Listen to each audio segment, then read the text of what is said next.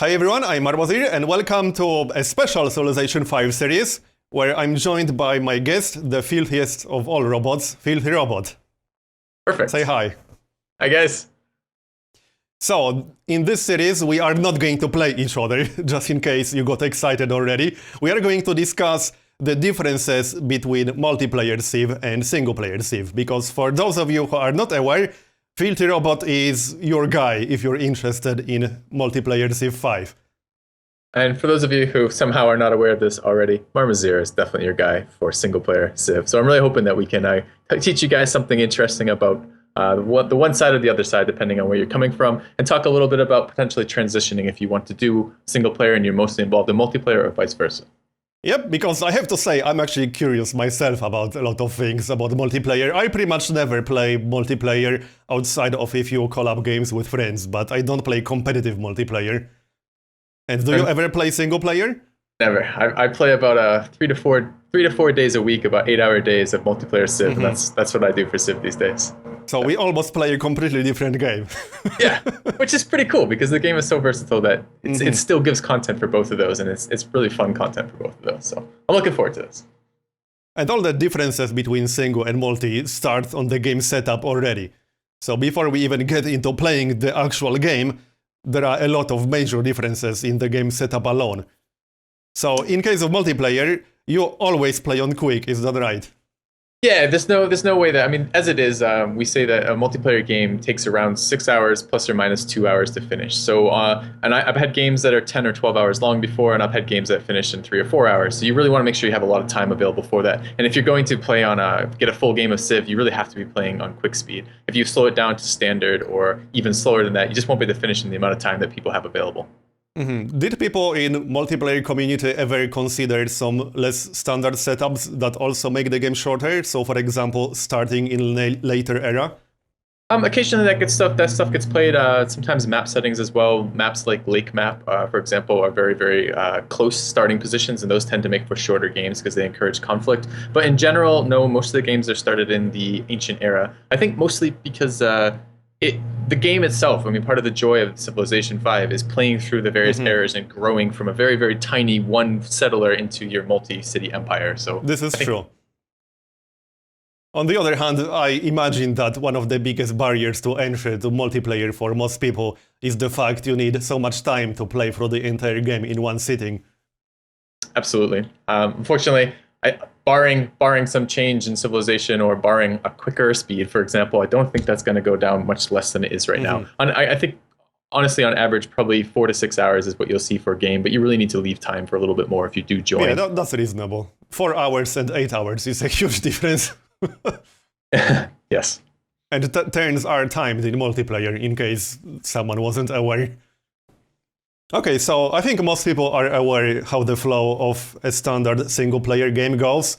Can you talk a bit about how that works in multiplayer and about the multiplayer community a bit? Because when we talk about multiplayer, just to make it clear, Filthy is mostly talking about the no-quitters group, right? Yeah, pretty much exclusively. If you just log on to Civilization 5 and click the multiplayer option and go join the first game that you find on the list there, you're almost certainly going to be done playing within about 45 minutes. Because what's going to happen is the first time that everyone tries to build the great library and 4 people miss it and 1 person gets it, all the people who miss it are going to quit, and your game is going to end because there's going to basically be a restart. And this is why, if you're really interested in any sort of Civ 5 multiplayer, you really need to join the Civ 5 No Quitters group. It's a multiplayer Steam group specifically set up for players who are trying to play full games of Civilization 5. And we'll provide a link in the video. It'll be easy to find. And basically what happens when you join this group is you agree to a set of rules that are in place to make the multiplayer experience better. Some of these are addressed, we do some modding in this community, but some of these are addressed in the mod, but you don't have to have a mod to play in this community. All you really need to do is agree to these rules. And they're things like no quitting until your capital is lost, and no abusing certain exploits like pillaging and repairing over and over again. Things like this, basically. Or farming experience from city-states? That is somewhat questionable. You can't make peace with a city-state every turn, but you can capture city-states and you can steal city-state workers, and this makes some interesting strategies because sometimes you need land, and killing city-states is a viable way to get that. Right, but I was more referring to explicitly staying at war with a city-state, not taking it and just farming experience on it forever. Right, that is prohibited, absolutely. So basically, And you guys do use a mod, is that right? We do. There's actually that's been one of the coolest things that I've found in the No Quitters community so far. Has been in the last maybe 6 months, a mod has been developed, and it's a mod by the community members for the community that's actually a multiplayer mod that is balance changes. So where the gaming company itself has kind of left off changing Civ, we actually have a working mod now that has 4 that piety, honor, liberty, and tradition are equally viable opening strategies. So you can have, which is not true in the initial game. Opening piety is pretty suicidal, for example. Yeah, but these things are, I mean, it's still in balancing, and it's still getting different iterations. It's still being updated, but it does a lot for the overall balance of the game, and that's been pretty cool too. So, does it make any changes that affect the game setup? So civilizations, for example, because that's what we're going to talk about first. No, if we're starting there, it changes some basic Civ stuff, but not anything on this.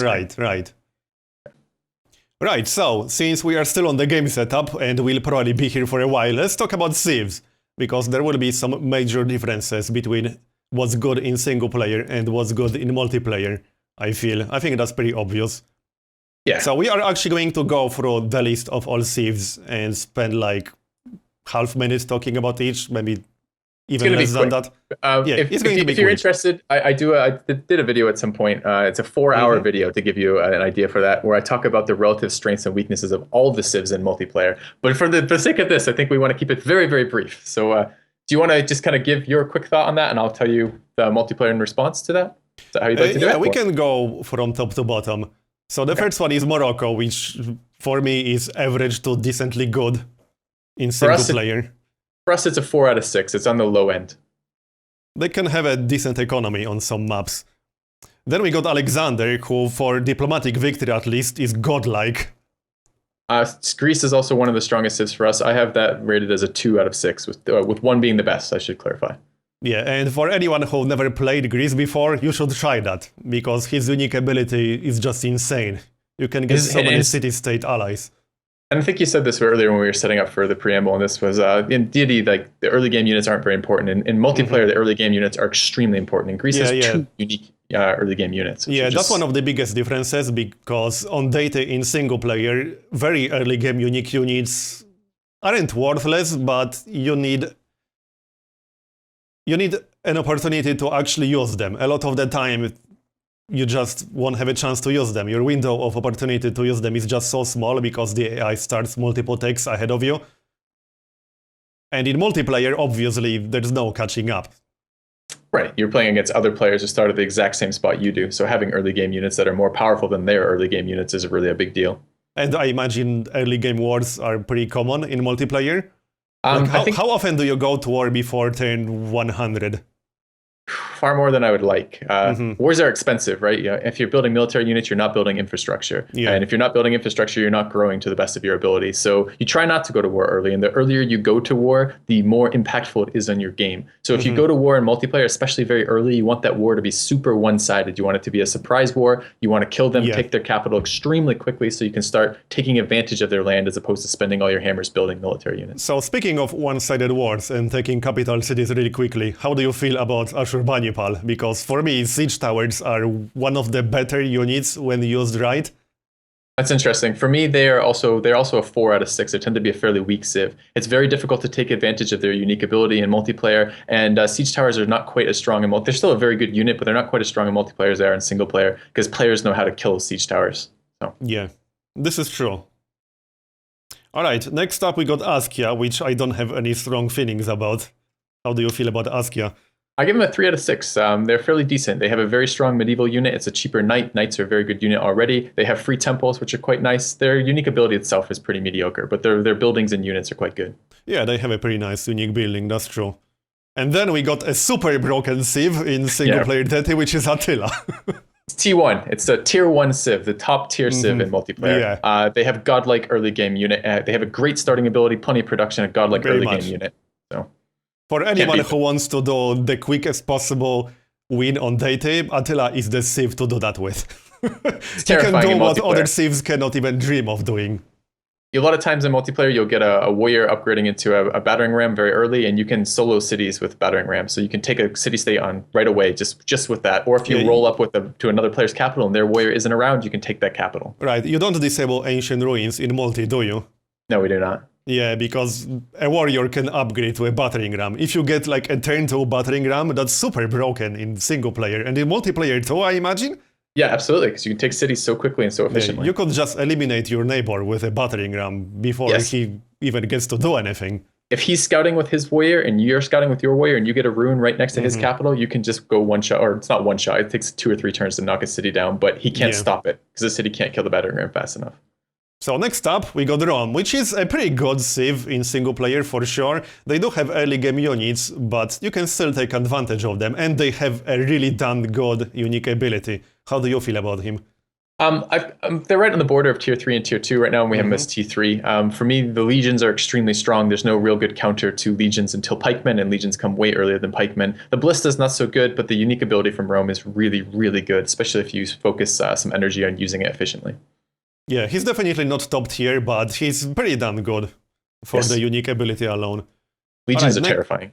Next up, we got Germany, which was updated like a year ago, a year and a half, and got their unique building, which is really damn good. Yep. Very much agree with that. Their economy can be just insane with this building. We have them as tier 3 for a similar reason. The unique ability is so-so. The unique tank is pretty bad because you almost never use tanks and they're pretty useless. But the unique ability, the unique building itself makes up for that. You're going to get so much production on Germany. Yeah. Their production can be insane with this. But you can just take city-states if someone is benefiting from this too much. Yeah, or embargo CS is actually the bane of Germany. If you get that passed in the World Congress. To Germany. Yep. All right, next up we got Celts, which are kind of mediocre. Their main thing is faith, which isn't directly useful for any specific victory condition. For us, it's slightly different. Faith is a lot more important in multiplayer than it is in single player, since there's no bonuses to getting religions like the AIs have for players. Yeah. So what happens with this is the Celts are almost always guaranteed first Pantheon. They also have a unique early game unit, the Pictish Warrior, which is quite good, and they have a unique late game building which adds happiness, all of which are really important to multiplayer. They're about a tier 3 civ. They're not amazing, but they're up there with good civs. So. Yeah, the issue in single player is that even if you play a civ like the Celts, you can sometimes miss out on religions still if you get unlucky. It's obviously easier, but it's never a 100% guarantee. In multiplayer, I imagine it's pretty much a guarantee. Yeah, pretty much a guarantee. Depends on what you pick for Pantheon, but you're guaranteed to get a Pantheon. If you're not, and if you pick the right Pantheon, you're pretty much guaranteed to get one of the first religions. Next up, we got a super broken civ, which is Poland. Yep. I don't think there's much more to say. It's like getting 7 oracles for free. Yeah, that's exactly what it's like. I think I would like to say in multiplayer, a lot of times we do a draft system when we play games. So we play a variation of banning draft where every player bans 2 civs and then we pick between the remaining ones, right? Or random between the remaining ones. Poland is almost universally banned 100% of the time because it's too damn good. Yeah, that makes sense for sure. Yeah. Next, we got Catherine, which is, well, average to decent. The bonus from strategic resources can be nice for production. Double strategic resources is nice for trade on data. How do you feel about them? They are tier 2. Some of the absolute best civs available to be played that aren't banned generally are tier 2 civs. And it's the early production. We play with strategic balance almost exclusively in multiplayer because you need to have horses to fight in the early game, which means that you're always guaranteed horses and always guaranteed iron in your capital, which means the production bonus is really, really good. And because in multiplayer, there's a lot of, in single player, you use gold a lot. You trade with the AI to get gold. In multiplayer, you almost never are able to do that. So production is how you get everything. You can't buy buildings because you don't have the gold to do it. Does trade actually happen in multiplayer at all? Do people trade with each other? They trade luxuries a lot. Happiness is a very important traded commodity. Gold trades are much less rare, mostly just when going to war for things like upgrading. So yeah, Russia's amazing and Cossacks are great. The cred post is not so good, but the rest of it makes up for it. All right, next up we got Darius, which I imagine is going to be decent in multi because of the Immortals. Top tier, best tier in the game. It's most flexible civ out there, pretty much barring Poland. Culture, production, early game units, stronger military units. The bonuses are just and happiness. And the bonuses are the +1 movement from Golden Age is actually huge. Yep, it's huge with siege weapons, huge with knights, huge with everything in multiplayer. Yeah, you can move, set up, and then still shoot with a siege weapon. That's actually huge. Yep. All right, next up we got Carthage, which actually depends on the kind of map you're playing. The Free Harbor is insane on like archipelago maps or something, but since multi is always played on Pangea, is that right? Is she actually any good? We do it. There very rarely you'll find games that aren't on Pangea, but mostly Pangea is played because people who have isolation tend to run away with the game, and island maps make isolated areas that you can't get to for too long. So we almost always play on Pangea, and on Pangea, Carthage is total rubbish. They are tier 5. All right, next up we got England, which is maybe close to top tier. I wouldn't personally put them in top tier on single player, but they are just barely behind top tier for me because of their insane unique units. Even if you don't play on a map with a lot of sea, the longbowman alone is insane, and the one extra spy is crazy. How do you feel about them? They're god tier. They're tier 1, best tier in the game. They get banned pretty much every game you play because if an enemy is in the game when you're playing multiplayer and England settles on the coast, you can't settle on the coast because you will die to ship of the line. Because they are unbelievably overpowered. Their frigates are already very strong, especially versus cities. And Ship of the Line are just amazing frigates. And of course, even if they don't settle on the sea, longbowmen are incredible, and they're an incredible medieval era unit, which a lot of wars happen in. Pretty much. So, just amazing civ. So next up is the civ that's garbage in multi, but amazing in single. That's pretty much it. Yes. Yeah. Venice is actually, it's the only civ in the game. If you roll Venice in No Quitters group, you're allowed to scrap the game and get a new civ. I'm not even kidding, because it's not playable in multiplayer. It's too bad. Yeah, and in single player, it's one of the easiest way to win data, because you're just going to swim in gold. You'll have more gold than God. You can just bribe all the city-states and win diplomatic victory. That's pretty much it. So unless you have a really garbage start or you really mess something up big time, you're going to win as Venice on data. That's really it. Next up, we got Indonesia, which is kind of mediocre. I expect it to be even worse in multi because of the Pangea map, so you can't take advantage of the unique ability all that well. The Chris Swordsman can be okay, but it's a little bit too random. It's funny, I haven't actually looked at my tier list in probably like 6 months now or so, and I'm looking at this. I have them rated as tier 3. I probably, if I were to do a revision of my tier list, would make them at tier 4. Swordsmen are not very good. Their unique ability is very difficult to use on Pangea. Their unique building is quite good, but it doesn't necessarily carry the civ in of itself. Faith is important. Faith can be used to faith purchase scientists, which wins games, but still. So next up we got Gandhi, who's an interesting civ. He's pretty good in single player, mostly because his unique ability allows for some pretty interesting strategies when playing tall, which I play a lot, so I'm probably a little bit biased. I don't play wide too often. The War Elephant is not that great, but it can be okay. How do you feel about them? Similar, they're a mediocre civ. The problem for India, for us, are slightly different than they are for you. For India, for us, the problem is early game expansion is quite expensive in terms of happiness with India, and that can be really problematic in the early game for setting up your borders. You really have to expand early in multiplayer to get to the spots before other players take them. However, on the flip side, for us, chariot archers are one of the premier ancient and classical fighting units, and this is a much better chariot. It's stronger, and it doesn't have the hill penalties that chariots have. So Indian war elephants are very, very scary in multiplayer. So. All right, next up we got the Mongols, which for me are one of the best warmongering civs in the game, because the Keshik is just insane. The Khan is also pretty damn good, and their unique ability is also pretty good. Not the part with the city-state bonus, the part with +1 movement to mounted units. How do you feel about them? Tier 3 for us. They're kind of in the middle. The Keshik is very scary, but it's no way near as scary as a camel archer. The combat strength of the Keshik doesn't mean it has as much strength throughout the eras, whereas a camel is still good. I think the main difference here is that in multiplayer, saving promotions isn't really a thing, because units aren't just going to live long enough. Is that right?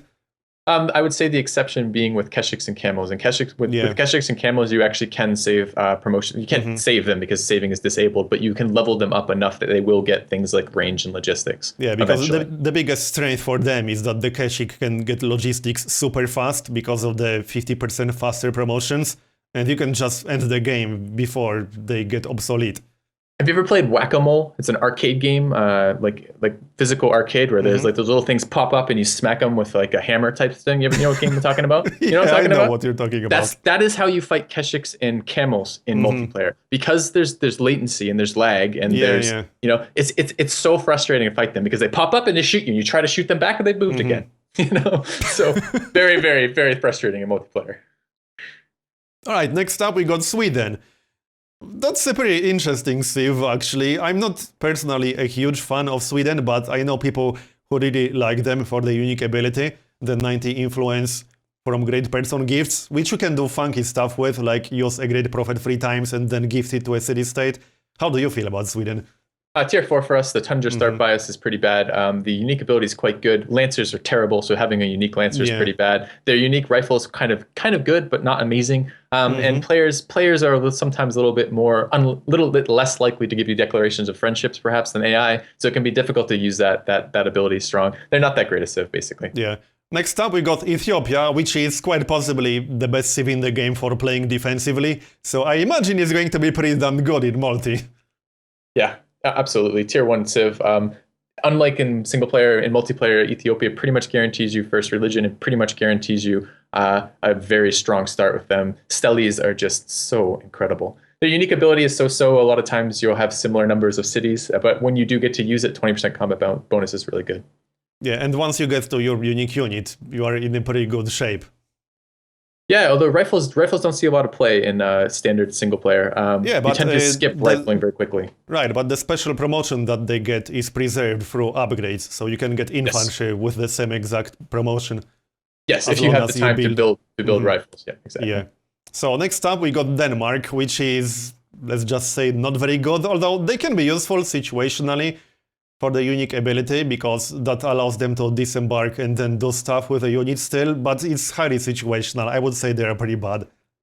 Yeah, I have them at tier 3, but having played them a lot recently, not so much. I think maybe even a little bit lower than that. They're you can do some surprising attacks with their ability, because the movement is... So that you get, for those of you not familiar with it, you get a movement bonus when on sea, but that movement bonus also gives you land bonus when you disembark. And disembarking doesn't cost you. So you can land and then move guys like 2 tiles or 3 tiles into land, which is really cool. You can't do that with any other civ. So that's pretty unique. And Berserkers are a very strong melee unit that comes very, very early, and that's quite scary too. But overall, they're very one-dimensional. You have to go to war, and you have to go to war in such a way that you can use your unique unit, and if that doesn't happen, you're not getting any advantage with them.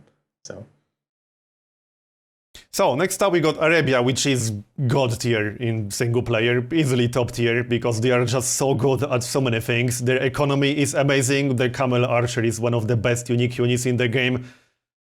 Not much else to say, really.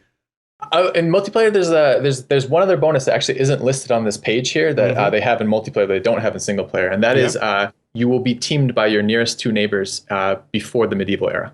Because camels are so good, everyone attacks you in the ancient and classical era, and they often attack with a friend because they're so scared of what camels can do. I actually have them as tier 2 for exactly that reason, because your neighbors will kill you before you can do anything with them, always.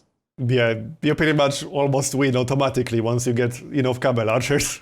Yeah, they're extraordinarily difficult to fight. Not to mention the bazaar is just an amazing unique building. One of the best unique buildings in the game, easily.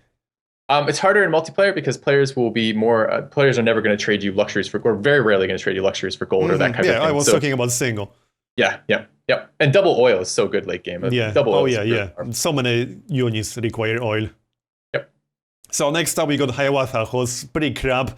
He's the only civ in the game who gets a unique building that can actually be worse than the building that it replaces.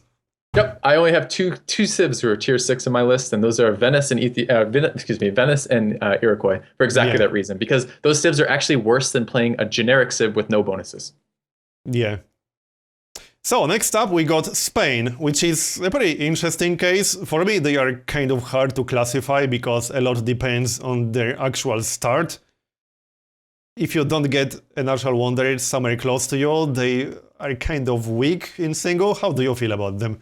I have them tier two because of their exactly for the reason you said. They're not consistent. If Spain tends to be banned in most multiplayer games that I play, just because if they do get a wonder, they snowball so insanely quickly that it's very, very difficult to stop them. On quick speed, a settler's like 380 or 370, I forget, and Spain gets 500 gold for finding a wonder. So they just instantly get to expand, which is so powerful. But if they don't find a wonder, they're totally garbage. Both their unique units are not very good.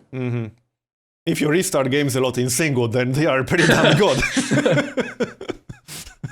All right, next up we got Polynesia, who's pretty crap. I suppose they can be sort of useful for really situational culture games, but otherwise they are really crap for me. They're very difficult to use. The culture game thing can be one strength of that. The other thing you can do with Polynesia, you can Galleus rush someone because Polynesia units can enter deep water. Galleus, which are generally restricted to coastal tiles, can move into ocean tiles. So you can do some rush strategies with them that you can't do in otherwise. But yes, they're quite garbage. Tier 5 for us, quite bad. You can play some gimmicky games in single, like using archipelago maps and taking advantage of the fact they can enter ocean tiles, but that still doesn't make them very good. Alright, next up we got Portugal. I'm actually not sure how to feel about Portugal. They can be okay, they have pretty good economy from trade routes. Their unique unit that now is kind of decent, but again, multiplayer is on Pangea. I can't imagine that's going to be super useful. Yeah, they're tough to make work well. If you can do sometimes some like autocracy / commerce / unit purchasing strategies with Portugal that can be quite strong, but you really have to work on getting your gold per turn up, and it's not always possible to do that. I have them rated as a 4 right now out of 6. So okay, next up we got Austria, which for me is a very situational Thieves.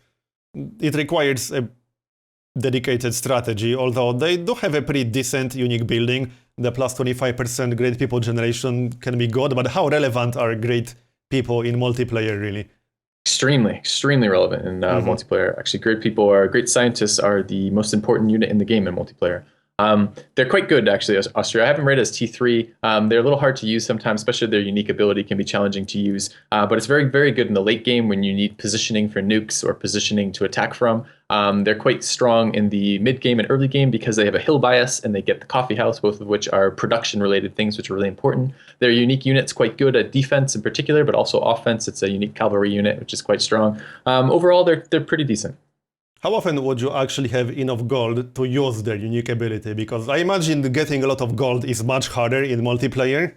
I think it's harder in the early game. It's much harder in the early game, but I think it's quite easy in the late game. The late game, it's it's quite possible to have a couple thousand gold saved up for the mid to late game as you enter, especially as you enter like modern into, well, maybe not modern, slightly after modern, things like atomic and info for sure. So quite possible in the late game. I suppose we'll still get a chance to talk about that later. Yep. So next up we got the Aztecs, who are pretty good. Actually, Aztecs are one of my favorite civilizations because their unique building is really underrated. It's one of the 2 buildings in the game, the other being the Temple of Artemis, that actually affects their food modifier from this, affects total food instead of just excess food. So they are great for a lot of population. Their unique unit is not super useful in the sense that it will often be obsolete before you can put it to good use, but the ability from the unit is preserved after upgrades, so you can recruit a lot of Jaguars and then just keep promoting them. Yep. Tier 2 for us, growth is science, and science wins games. Their unique unit, so-so, but it's okay in the early game. Might get you a little bit of extra culture. Culture is really good. It's basically another way to modify science. And their unique ability means if they ever do go to war with someone else, you're getting culture out of that, which is great. They're quite strong, very strong. Unique building. You said unique building. Oh my god, that is so good. That is so powerful. Floating governance. Yeah, it's easily one of the better unique buildings in the game. Absolutely. I think a lot of people overlook that there are only 2 cases where the food modifier affects total food.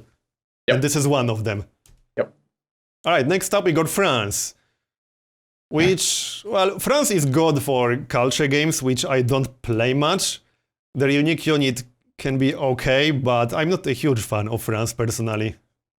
It's almost impossible to win culture games versus players who know what they're doing in multiplayer. Diplomacy victories are literally impossible. So really, you're going to see mostly science or domination victories in multiplayer. And France are just, they have nothing that makes them any good ever. Musketmen are a very, very tiny window of opportunity where muskets are good. Their unique building really isn't that great. The unique improvement, and then their bonus is very, very difficult to use in multiplayer. I have them as tier 5. They're one of the worst civs you can play. Yeah, right. How often do people actually beeline for gunpowder in multi instead of something like industrialization? It's pretty rare. I mean, if you have a war from the medieval era that drags into the industrial era, you'll see people using muskets, but they're very much the tech where they're good. Melee units aren't very good in multiplayer fights anyways. And then the muskets are such a short time period in between long swords and then rifles that they don't get a lot of use. And I don't think they have any benefit after upgrades, so yeah. Yep. Alright, next up we got Babylon, which is one of the better scientific civs, so that automatically makes them really good. And they have a pretty decent unique unit, actually. And their unique building is not too bad. Tier 1, they are one of the easily best one of civs the out there. better civs. Yep, you can't beat Babylon science. They have the extra planted scientists in the early game means they have dominant science all through up through the medieval era with that. In late game, their scientist generation bonus means they have more great scientists to bulb than you do. They're very, very, very strong. You lose as Babylon. You don't get beaten, if you know what I mean. Like, you have to make mistakes to lose as Babylon. So I imagine they also tend to get banned. Yes, they do. All right, next up, Japan, who's not very good, the way I feel. Really, there's not much else to say. They are just not very good. God, there's so many things wrong with Japan. The reverse synergy between samurai and fishing boats. If you want the culture bonus, you need that early. Samurai don't show up till steal a unique fighter unit. It's just, this civ is so painful. Actually, how often are strategic resources an issue in multiplayer? Because the only reason the 0 would be good is if you have no oil.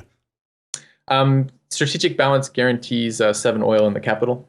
So it would be you play with strategic balance. Always, yep. Okay, can't fight an early game war without horses, and if your opponent has horses and you don't, you've just lost. Yeah, so.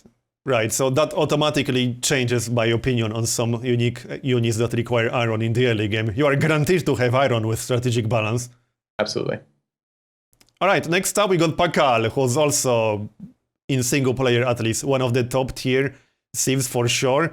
The free great person that they get every calendar cycle is just so good. That alone just makes them amazing, even if we ignore the pyramid, which is also pretty damn good.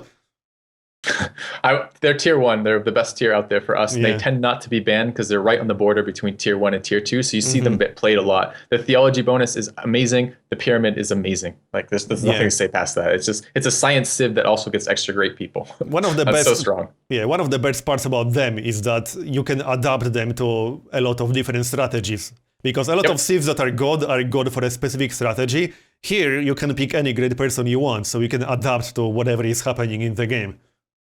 Very versatile.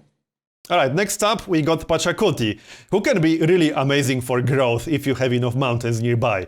The terrace farm alone can skyrocket your population insanely.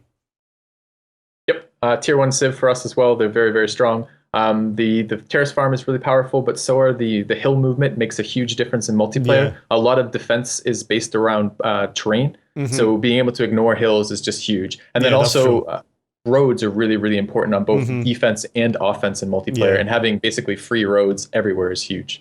So yeah, really good civ. Yep. All right, next up we got Brazil. So Brazil's strength is mostly with culture victories, which probably automatically makes them bad in multi. Is that right? That and their start bias, their jungle start bias means you have very slow starts. They're tier 4. They're not very good for us. The redeeming feature is actually their unique improvement. It's quite good, in large part because it builds so quickly, which is really nice. It's much quicker than a trading post to put up. If you can survive that long without getting killed. Yes, slow start is hammers. a pretty big problem on data in single player as well, because you need decent production and jungle gives you 0 production. It doesn't even give you production for shopping it. Alright, next up we got Pocatello, who's, well, he's not a top tier civ, but all the extra territory that you get can be nice. The Pathfinder is okay for scouting in the early game. For me, he's better than average. For us, he's tier 2, almost tier 1. He's right on the border again. Very, very strong. That's early game advantage. You can do things. When you settle land, you get all of the land that you want that you settle pretty much. So if you and your opponent are contesting spots, you get there first, you get everything. Yeah, gold, but also you can do things like attack a player indirectly by expanding directly towards his capital and stealing half his capital's tiles. That's true. You can do things like upgrade compos, because choosing ruins is a very, very big deal. It lets you really speed up the start that you want to do. And then his bonus in his own borders is really strong. Yeah. Yeah, if you settle a city as Pocatello next to someone's capital, that's also known as a dick move. You get a lot of dick moves in multiplayer games. Yeah. All right, next up, we got Egypt. Egypt is pretty good if you are playing a more passive game and try to build wonders, but the problem with wonders on data is that it's really hard to build them sometimes because the AI just gets so many bonuses and it's so competitive. They do have a war chariot, which is decent even on data, even though it's a super early game unit, and the burial tomb is pretty okay. I imagine they are pretty good in multi, are they? Because there are so many game-changing wonders. Yep, tier 1. You don't have any disadvantages to building wonders compared to your opponents. You're all on the same playing field, so that wonder bonus is really good. They have a unique chariot unit. Chariots are the premier fighting unit in the ancient and classical era. And then they have a happiness building that is a relatively early, relatively cheap to build happiness building, which doesn't have an upkeep cost. It's amazing. Yeah. They're so good. Next up, we got Siam. Because he can be okay if you are playing for a lot of city-states, which does require a bit of focus if you want to get allied with a lot of city-states. The unique building, is quite decent. It's not the best unique building ever, but it's okay. The elephant can be okay as well. How do you feel about them? For me, they are kind of above average, but not amazing. I have them as tier 3. It's tough to use their unique ability. If you get their unique ability going, it's a really powerful unique ability. It's actually a misnomer. It says it only affects food, culture, and faith. It also affects actually the other two. You get slightly more happiness and you get slightly more upgraded units out of the other two city-states. Additionally, the military unit, the medieval era is a very big war era in multiplayer. So having a unique medieval era unit is really good. And this is essentially slower, but still as strong cavalry that arrive when knights come out, which is huge. And then culture is really good too. So they're quite strong. They're tier 3, but they can be played very, very well if you get the influence over city-states. How competitive are people for city-states in multi? Culture city-states are extraordinarily competitive. Happiness city-states are situationally competitive. No one cares about maritime or militaristic. So they're really good early game. The problem is late game upgrades are a lot more important, and the type of unit is a lot more important late game than early game. So if they're gifting you Gatlings, you don't care. That's not helpful. Or camel archers. Yeah, right. That could be pretty ridiculous. I've had a game where I built Terracotta Army specifically because I had a city-state gifting me camels and I wanted 2 camels. Oh, okay. All right, next up we got Korea, which is, again, one of the best scientific civs, which automatically makes them really good in single player. The turtle ship is not very good, although it has ridiculous combat strength. It's just really hard to use it properly. Their other unique unit, the siege unique unit, is nice against units, but the science alone makes them amazing. They are a top-tier civ in single player. Tier 1 for us in multiplayer. Any science civ is going to be up there, and they're a science civ with a very nice defensive unit. Hawacha is an amazing defensive unit, and their unique ability is incredible, especially since people rush secularism very, very much in the multiplayer games. This is basically double secularism, which is huge. Yeah, and the plus 2 science might not look as much for someone who doesn't play a lot, but any base science is basically insane. Same reason why academies are insane. Yeah. Because I know a lot of people look at the yield of the academy, which is 8, but that's 8 base science, which is affected by all the other modifiers. Same with this. That's what makes them so good. That's what makes, it's interesting to touch on that. Early game, at least in the speeds that we play at, 8 science, right at the beginning of the game is quite a lot. And if you're Babylon, you get a scientist at writing, that's 16 science. That's double what everybody else is making right off the start. Insane. That's incredible. Yeah. Alright, next up we got Shaka, who's one of the better warmongering civs. That's pretty much it. So I imagine his unique unit is one of the better melee unique units, and while melee unique units or melee units aren't as good as ranged units, but this one I feel is one of the exceptions. How do you feel about it? He's tier 2 in multiplayer. He's really high up there. He's really good in the early game. Impies are pretty much the first medieval. Civil service comes so quick in the game, so much faster than machinery for crossbows, that impies become the absolute unstoppable unit well before anyone else has a unit that can stand up to them. So impies are very, very strong militarily. And late game, the stacking bonuses, if you build as Shaka, if you build armory plus barracks plus military academy, you can get triple promoted units coming out with just 3 upgrade buildings. And late game promotions are very, very important to get things like air repair for bombers and stuff like that. So he's just so good all the way through the eras. On the other hand, as Shaka, your entire game is pretty much riding on that one timing attack with impies. Except that they're also incredible on defense. So like if it's harder to overexpand as impy because the opponents can't take your land. But what I mean that if you don't gain a decisive advantage by the time people get riflemen, it's a little bit too late to take advantage of it. Sure. Although you can upgrade impies all the way up into infantry. True. And then they're incredible as infantry as well. So. All right, next up we got the Ottomans, who have a pretty crap unique ability, especially on Pangaea maps, but they have Janissaries, which are pretty good. The other unique unit is pretty crap. I would rank them as below average, although Janissaries are nice. I have a weak spot for Janissaries. 5 is 6 for us. They have bonuses that are very difficult to use. They have units that are very poor units. Muskets are not a great unit, even special muskets, and these are very special muskets, but they're still muskets. And then they have a unique Lancer, and it's a really good Lancer, but Lancers are really bad. True, that's so, true. Very below difficult average. to use them. Yes. All right, next up we got Theodora, who's pretty crap, one of the weakest civs in single player, because you just can't guarantee getting a religion, and if you play Byzantium and you don't get a religion, you might as well just restart the game. A little bit better in multiplayer. They have 2 unique units in the early game that are both very powerful. Cataphracts are amazing, Dromen are quite good, and you're much more likely to get a religion in multiplayer than you are in single player, especially if you prioritize Stonehenge, which you can do versus other players. I actually have them as a tier 3. They're quite decent. You have to work to make them decent, but they're quite decent. Yep. All right, next up we got America, which for me is an average civ. You get to save some gold when you're buying tiles, and in multi you will be buying tiles. The +1 sight can be okay to get vision on cities that you're attacking. The unique bomber is alright. The Minuteman is a special musketman, so you're about to diss it, I imagine. Not too far off, Marbozir. I have him actually as tier 3. The unique bomber is not so great, mostly because you're going to want air repair and unit upgrades, so it's okay, but not great. The unique musket is actually one of the best unique muskets out there, solely because it moves like a scout does. So terrain is really important in multiplayer, and they ignore terrain penalties, which is really good. The +1 sight is good for finding runes in the early game, nice for spotting your opponents, making military actions versus you, and of course the discount when buying your opponent's tiles is really, really nice. So tier 3 for us. For me, the nice thing about the bomber is that while siege is not as good as bombardment against units, but it does mean you can get a repair and logistics so much faster if you go the siege route. Sure. All right, next up we got William. Polders. I'm curious. I want to hear what you have to say about the Dutch in single player. Because I'm thinking this is going to be the ones that we disagree on. So. Well, if you have a start that can really take advantage of polders very well, you can sometimes kind of cheese it by playing a Sunstorm map, for example. Then he's amazing. The polders are just so good.